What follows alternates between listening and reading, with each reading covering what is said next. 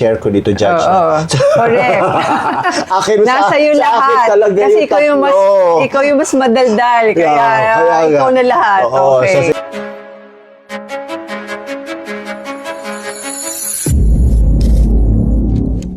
Magandang araw po mga kausapang L, and Happy New Year kahit mga ilang weeks na simula po na nag-New Year. No? So welcome po to the first ever episode of Usapang L for 2026. Ako po muli si former Judge Jing Uyenko Nolasco. At syempre po, hindi po pwedeng mawala ang abogado ng bayan at paboritong law school professor at bar lecturer, di ba? Na si Attorney Al Jumran. Itong birthday boy. In-announce mo na tuloy. In-announce agad. In-announce na agad. Hi, Attorney Al. Thank you, Judge Jing. And belated Happy New Year. Yeah, belated Happy New Year. Actually, feeling ko talaga Happy New Year pa rin. Kasi minsan nagkakamali pa rin ako sa petsa. Ayan nga. Kasi imbis na 2026 na, nalalagay ko pa rin 2025. So, Happy New Year ulit sa ating mga kausapang L. Welcome po ulit sa bagong episode. Ang pinakaunang episode for 2026 ng Usapang L. So, ang taon na to or itong episode na to is also special kasi maliban sa, ayun na, sinabi na ni Judge na birthday ko po today. Ay, hindi pala today. This week. This week. Ayan. Birth month niya, January. Birth month ko at saka birth week ko po. Yeah, so maliban pa doon, we're also celebrating a milestone in the legal profession.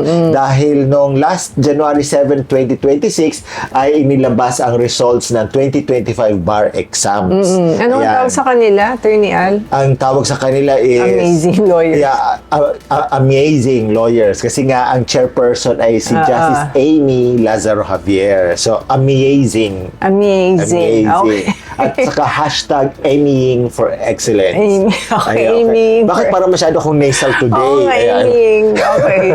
Ayun. At saka, yun nga, no, it's a good reason to there's a good reason to celebrate dahil ang taas ng passing rate. Oh, yes. No? Ayan. Ang passing rate ay nasa 40+%. Okay, anyway, sige, Judge, pakisabi, ano ba ang passing rate at ilan ang pumasa this year? Actually, ito yung highest, I think, Attorney Al, after the best bar ever. Yes. Kasi nga, sabi nga ni Justice Yonen before, yung best bar ever, exception yun eh. Kasi nga yun yung pandemic time, Correct. Dalawang taon, 2020 tsaka 2021. Ito, for a single year, ito na yung highest Correct. natin, which is 49%. Approximate yan, ha? Mas mataas kaysa last year. So, 20 plus na ata last year. Hindi, nasa 30 kasi nag-adjust sila, di ba? Kung hindi nag-adjust, nasa 20 plus lang. Pero since nag-adjust, mga nasa 30 something, 30 plus. Pero ang tanong, bakit nga ba mas mataas ngayon, Attorney Al? Mataas ngayon. Well, una, based on the number, 5,500 ang lawyers this year out of 11,437 examinees. So to be exact, it's 5,594 passers or successful examinees out of 11,437. Isa sa mga dahilan ng pagtaas ng passing rate ay syempre yung mga reforms sa bar exams.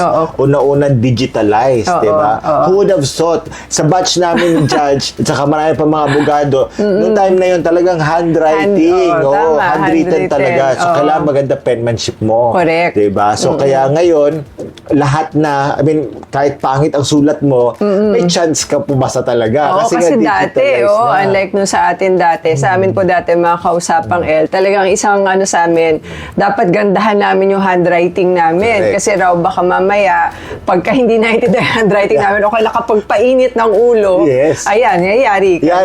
Hindi na i-check. So, zero ka na sa number na yun. So, yun na nga. So, digitalized na. So, computers na. Tapos, competency-based. Ibig sabihin, ang focus ng questions ay mostly, mastery of the subject. Yes. Hindi na sila masyado dun sa English yata. English, correct. Yes. Mastery. In fact, meron nga silang parang matrix dyan na kung wrong grammar or wrong spelling or whatever, maximum of -1 lang or -2. Ganun ba? Oo. So, ganun lang, no? Pero kasi ako, sa law school, pagka wrong grammar, zero ka kaagad, kahit may point ka. Ako na medyo. Pero kasi medyo pa, ako rin particular ako doon sa English. Di bali yun sa, may oral advocacy. Yeah, oo. Kasi maintindihan mo pa yun dahil correct. hindi natin talaga, Yes. hindi yung natural language natin, di ba? Pero yung pag in writing, Yes. tapos maano mo, wrong spelling, Yeah. tapos sa kaya yung subject-verb agreement. Yeah, or ay, naku, tenses. tenses, Diba? my God. Yeah, kasi syempre, ang written competence mo, important yan para sa pleadings mo. Yes, At ang oo. pleadings yan po yung talagang basihan ng desisyon ng korte. Oo. At saka dyan mo ngayon inilalagay yung argumento mo. Correct. Paminsan nga, hindi nga na nare-record na yung mga verbal or oral Oo, arguments mo. oo. Kung ano yung nasa kung nasa memorandum mo, pleadings, yun oo. yung talaga. Yung pleadings po, mga kausapang ito po yung mga dokumentong ginagawa ng mga abogado at pina-file po yan sa korte. Correct, yes. Kaya po importante na maganda ang pagkakasulat nito at since sabi nga po, ang language of the law Correct. is English, hindi po Filipino ang language of the law sa atin, kaya po dapat po ang isang abogado ay magaling, no, yung Yes. sa pagsusulat na Correct. in English. Correct. Yun. And so, pero tulad ng sinabi natin, nag-move away na Yes. from yung ganyang technical expertise but more on competency. Yeah. So, yung knowledge of the basic principles. And lastly, ang nakadagdag sa pagtaas ng passing rate ay yung accessibility. Kasi sa accessibility, marami ng mga testing centers. Hindi tama. lang dati dito sa Metro Manila. Manila lahat. Dati, bago mag-pandemic, UST. Before that, LaSalle. Tapos before that, MLQU. PUP. Tapos naging, ano pa before that? PUP.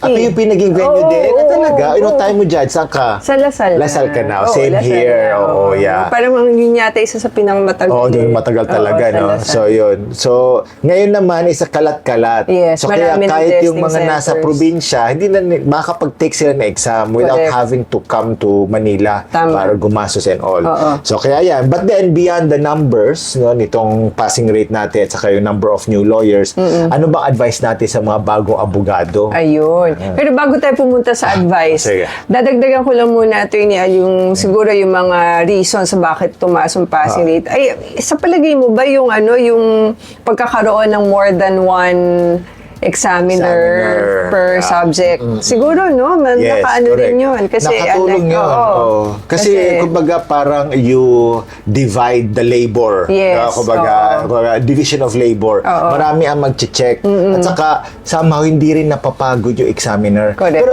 teka lang, ang alam ko, 4 kayo nag-check. Pero dapat division ng questions.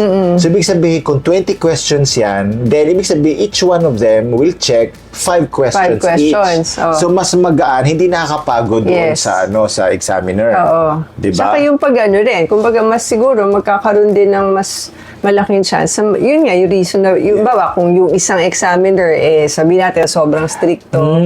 Okay. Tapos, okay, that's another way of ano looking kaya, at it, na diba? parang lahat ng 20 questions i-check nung 4 na examiners, tapos averaging ng scores.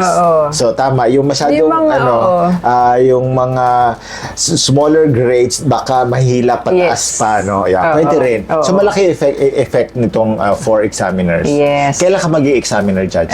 Siyempre, hindi dapat ipaalam. Hindi dapat ipaalam. Hindi pwede ipaalam yun. Pwede Ganon. ipaalam. Ayan. Okay, now, Okay. dun sa advice, before tayo pumunta dyan, siyempre, celebration muna tayo. At bago tayo mag-celebrate or mag-discuss ang celebration, tungkol po doon sa mga, yun nga, successful bar passers natin, yun naman po munang celebration na pang-atin talaga. Yes. Kasi gaya po na nabanggit namin kanina, ito pong episode na to, bukod po sa pagiging bar episode natin, first episode for 2026, ang pangatlo pong reason ba't ito ay isang special episode kasi birthday episode din po ito ni Attorney Al Jumrani. Yay! Na ilang taon na ba?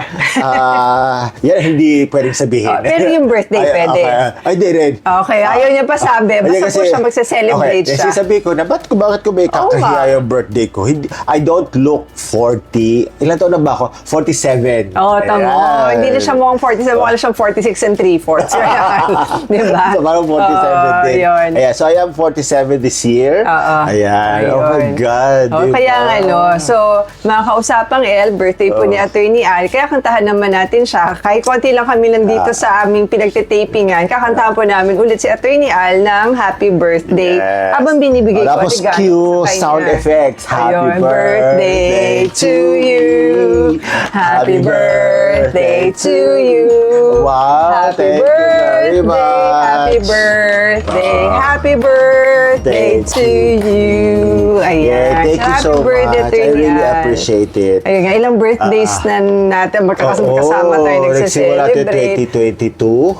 Yun, yung first, kasi first. 21 tayo dun sa, Yes, November 2021 tayo nag-start dun sa isa. Yeah, sa isa. So yung first Tapos- birthday mo na sinelebrate natin together, January 2022. 23, 24, 25, 26. Oh my God, di ba? Nakailan na? Oo, sana hanggang 2094. Ay, Ah. ay, hindi na tayo buhay nun.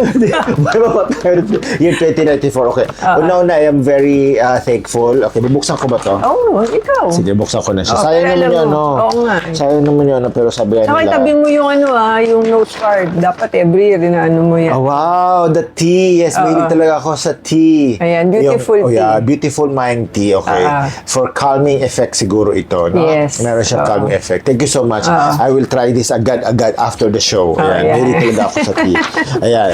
So anyway, I am very thankful, not just for the material things, which I always look forward to every year. Ganyan. Kapag hindi ka nagbigay sa akin, magtatampo ako. Pero, and I am very thankful for the friendship. I am very thankful for the learnings and siguro yun na nga ang you don't need to have so many friends. Alam mo yun, na parang hindi mo kailangan magkaroon ng napakadaming friends. You don't need to really, collect and add more friends every year. Yes. In fact, okay na meron ka lang a few, basta permanent at saka nandyan lang. Correct. And yun, isa ka sa mga blessings talaga sa buhay ko. Oh, and ikaw din naman, Attorney Al, Thank sa you tagal so ng natin much. pagsasama. Yes. Kaya nga kahit yan, talaga sinigurado natin na magkasama pa rin Oo, tayo. yes. At meron pa, kasi kanina pa tayo nagkukwentuhan, meron akong babanggitin sa'yo, pero mamaya na after natin mamaya na? mag-taping. Okay. O, sige, meron naman Naku, tayo. sabi niyo, pwedeng makalimutan yan, ha? Oo, hindi makakalimutan. Oo, makalimutin ka pa naman. Oo nga, actually. Di ba? Makalimutin ka. Dapat Nagiging meron ka mga makakalimutin notes. na. Oo. Ayan. Pero yun, mamaya palala mo sa akin. So thank you so much, Judge Jean, for the gift. I really, really appreciate it. Oh, yeah, you're welcome, of course, as always. Now, kagaya ng birthday party celebration, syempre naman po, pagpasa sa bar exams, naku, super grabe yung celebrations. Naku, sana makausapang last year. Sana last year meron na itong usapang kasi po, last year naman po sa 2024 bar exams, kami po yung ecstatic noon kasi po pumasa po yung aking anak sa bar exams. Kaya naintindihan ko talaga feel na feel ko yung sinasabing may celebration pagka pumasa sa bar exams. Pero ang after the party and after the euphoria has subsided, reality will now set in. Correct. At yun po yung focus namin, yun ang pagpo-focusan na, kumbaga haba na intro natin. Doon namin focus sa Attorney Al, di ba? Anong unang reminder mo, Judge, sa ating mga bagong lawyers? Ayun, yung pa ring reminder ko, Attorney Al, dun sa gaya ng mga ko sa mga estudyante ko at dun nga sa mga lawyers na umattend ng MCLE, yung Mandatory Continuing Legal Education, ang emphasis ko lagi is ethical practice. Correct. Kahit nasasabihin ng iba, corny or whatever. Hindi kaya yaman doon. Hindi kaya yaman doon pag masyado kang ethical. May na-encounter akong lawyer dati, talaga sabi niya, alam mo, kung gusto mo mag-succeed dito sa profession na to, tapon mo yung ethics. Sabi ko, parang hindi ako agree doon, di ba? Hindi ako agree doon.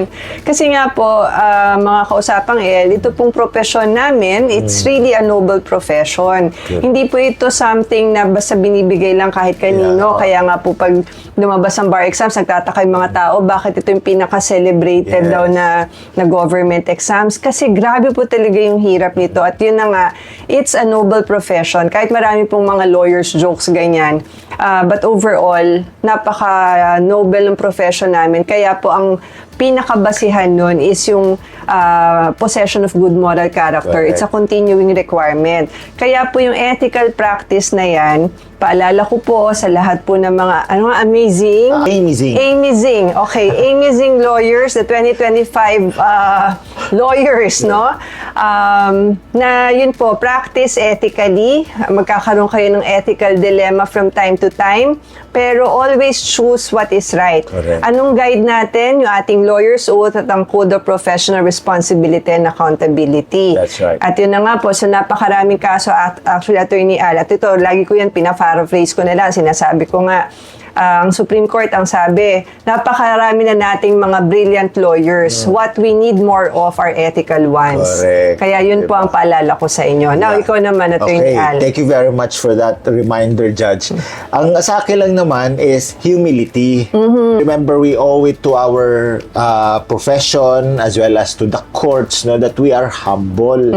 So, we can maintain the trust of our people sa mga abogado at saka sa court din.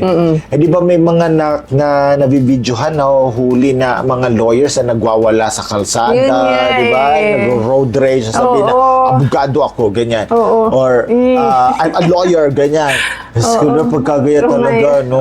Nakakahiya din. Correct. Okay lang, sabihin mo, abogado ako. Especially if you're representing a client, representing an accused, or mahalaga yung iyong legal knowledge or legal profession. We have to treat the license as a responsibility. Tama ka doon. I fully agree with that. At yun Correct. nga, dagdagan ko na sa'yo, Attorney Al, yun, lagi ko din na nire-remind yun about humility. Sabi nga, the higher you go up, the humbler you should be. Correct. So habang pataas, lalo ka dapat naging mas mapagkumbaba at hindi yung parang meron kang entitlement or lumalaki ulo mo, di ba? Yeah. Now, with that, nakapagbigay na tayo ng advice, Attorney Al. Yep. Puntahan naman natin, pag-usapan naman natin yung mga adjustments. So ito, mga amazing amazing lawyers. This is for you.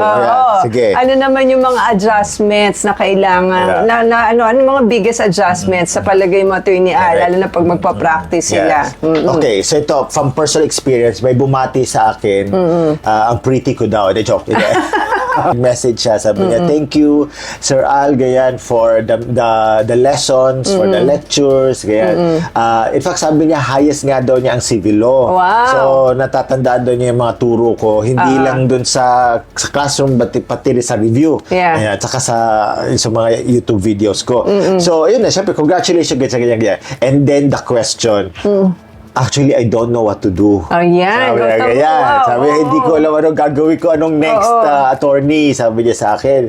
So, sabi ko sa kanya, humingi ka ng advice, find mentors. Kung pwede, umattend ka ng mga hearings, magpaalam ka, I'm a new lawyer, pwede ba ako mag-sit in? Correct. At saka learn the rhythm of litigation. Tama. And then, I also offered myself. Kung meron ka mga tanong, Hinalay mo sarili mo. sabi ko, pag meron ka mga tanong, just Hinalay. message me, 1,500 per question. And then, joke lang, 1,500 words lang maximum ng aking sagot. Joke lang.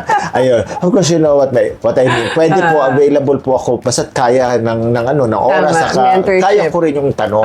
Lalo na doon sa mga basic procedures, like what to do. Yes. Importante na you ask, relearn the procedure, and then, huwag kang matakot magkamali. Yes. Yeah, because it's okay to commit mistakes because it is through mistakes that we learn. And by learning, we become better at what we do. Yeah. Pero ang ano doon, sa pagkakamali kasi, hindi na purke pwede ka magkamali. Magkamali ka na. Sige. Kasi nga, baka mamaya, correct. yung Yes, tama. kaso mo yung on the line there, diba? Yan. Tsaka yung client mo, nakuyari ka. Yan. Lalo na sa atin, minsan may mga mistakes na walang second chances. Correct, diba? correct. Oo. Now, yung sa akin naman, parang ganun din. Ang inano ko lang, yung sa mentorship na sinabi mo, syempre po, mga new lawyers natin, mga bagong kumpanyero kumpanyera, kung kukuha po kayo ng mentor, siguraduhin niyo po yung maayos na mentor, ha? Huwag po kayo, katulad ni Attorney Ayan. Pati si Judge din. Oh yes, actually, yung mga students ko, ako naman, anytime talagang pwede akong ganun. Pero ang ano lang is, huwag kayong magpa-mentor dun sa mapapariwara kayo. So, Correct. alamin nyo rin Yung po matuturuan ka ng mga negative tricks Yeah, of the katulad trade. nga yun, yung sinabi ko sa'yo na sabi nga nung isa, para yumaman ka, kalimutan mong ethics. Huwag po kayo sa ganun mag-ano, di ba? Correct. Kasi mahirap po na mapariwara, wag nyo po yan, at lalong-lalo na wag nyo isa-sacrifice ang inyong integrity, di ba? Correct. So, ang next naman na ating advice sa mga bago lawyers ay guarding your integrity. Yes, so- Kahit sa SIPRA natin, naka-emphasize din yung integrity na yan. So yung SIPRA po, mga kausapang L, ito po yung ethical code ng mga abogado, yung Code of Professional Responsibility and Accountability. And actually, Attorney Al, dun pa lang sa preamble, nakalagay na nga doon kung ano nga ba yung integrity, no? Yung it's the sum total of all the ethical values that every lawyer must embody and exhibit. Correct. At nandun din po, naka-enumerate doon yung tinatawag na ethical values that every lawyer should possess. So, ano-ano nga ba yun, Attorney Al? Para lang din, ma-remind ang ating mga amazing lawyers. Yes, So, correct. ano-ano yun? Ayan. Actually, merong mnemonics yan eh. Effecta. Ayan. So, ano yun? Effecta. So, every lawyer should possess the following ethical values. First, independence. Followed by propriety. Tapos, fidelity. Equality. Competence and diligence. And then, of course, accountability. Okay, so very briefly. So, independence, kailangan independent ka. Kailangan you can stand up no, based doon sa principles mo. No? Siyempre, good principles ito. Ha? So, you have to be independent, free from influence. No? Both from internal saka external. Tapos, siyempre, propriety, kailangan proper and appropriate lahat ng actions mo in consideration of others. And then, fidelity, kumbaga yung commitment mo, tsaka loyalty mo doon sa kaso mo, tsaka sa court din, tsaka sa society. And then equality, kailangan fair ka sa lahat. And then competence. Itong competence na to, continuous to eh. Yes. Lalo na ngayon na nag-i-improve ang practice no through technological advancements. Ngayon, hindi na nga enough yung, ay alam ko ang batas. Importante, alam mo din ang technology. Lalo na pag use of computer, use of internet, and then of course, complying with the electronic filing, ganyan. And then, syempre yung diligence, dapat masipag, and lastly, accountable ka dapat. Correct. And you have to be responsible for your actions and even your inaction. Yes. Kaya nga ito, Attorney Al, itong ethical values na in-enumerate mo at in-explain, actually, hindi lang ito para sa ating mga bagong abogado. Lahat po ng abogado, whether new lawyers or seasoned practitioners pa, we need to observe these ethical values para po manatili tayong mga members in good standing of this noble profession, which is the legal profession. Tama. Anong nga ba ang role ng bagong abogado sa lipunan? Actually, Attorney Al, the role has really evolved, no? Hindi na tayo parang, kasi dati parang hired gun tayo na sinasabi nga yung mga lawyers na win at all costs. Hindi po pwedeng ganun lang. Kasi nga, yun nga, we have to do it within the ethical means pa din. Ang maganda nga na, ano nang tawag sa atin, social architects, di ba? Kasi kung dati, ang tingin ng tao sa mga abogado, parang barrier, yung tatawagan mo lang kapag baon ka na sa problema, pero ang mga bagong lawyers ngayon, proactive na. Now, under the SIPRA, our first duty isn't just to win at all costs nga, no? It's to uphold integrity and propriety. Standard na yan dapat at hindi na exception. Yan. Dapat tayo ay maging ehemplo ng integrity at saka propriety. Correct. Yeah, so I agree, Judge Jing. Nag-manifest yan sa tatlong bagay. Ito yung access, accountability, at equality. So una, sa access, kami ang bridge sa justice. Yan, kami ang inyong tulay sa hustisya. Sa totoo lang, madalas, ang tingin ng tao, pang mayaman lang ang batas. Marami talagang nakapagsabi niyan.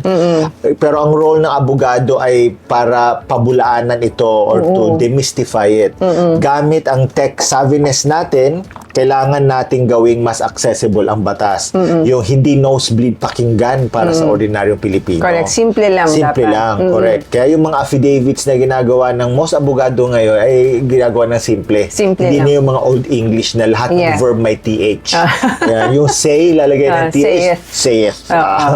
Okay, next naman po yung accountability. Yung A po sa SIPRA, yan po yung accountability. Nandyan po ang reason. Hindi lang tayo responsible sa sariling mistakes natin, tayo din ang guardians ng reputation ng buong profession. Kaya nga wala akong gagawin na ikakahiya or ikakasama ng legal profession kasi apektado din yung ibang mga abogado. As an example, as a lawyer, we should not use social media to spread fake news. At saka hindi rin dapat natin shortcut dahil lang mas mabilis. And finally, yung equality. Ang dami pala ng share ko dito, Judge. Correct. Akin, Nasa iyo sa akin lahat. talaga kasi ikaw yung mas madaldal. Kaya ikaw na lahat. Oo, Okay. so sige, last na to. Equality. Okay, ito yung pinaka-core. Ang role natin is to ensure na ang batas ay hindi lamang tumitingin sa status, kasarian o bulsa. Tama. Whether you are representing a huge corporation or an individual, the quality of justice should be the same. Correct. Bilang mga bago abogado, we have to fight against bias and inequality. Correct. Hindi dapat hinahayaan na paboran ng isa dahil lamang mas malakas siya. Justice should be blind, but we as lawyers should be the ones ensuring that the scale stays balanced. Oh, very well said. Ganda. Oh, Sana diba? matandaan nila. Oo, tanda. Panoorin niyo po itong episode ito paulit-ulit. Paulit-ulit. Napakaganda, Oo. di ba? But then, these are useless words if we do not put them into action. Correct. Ayun. And now again, congratulations po to all the new 2025 lawyers.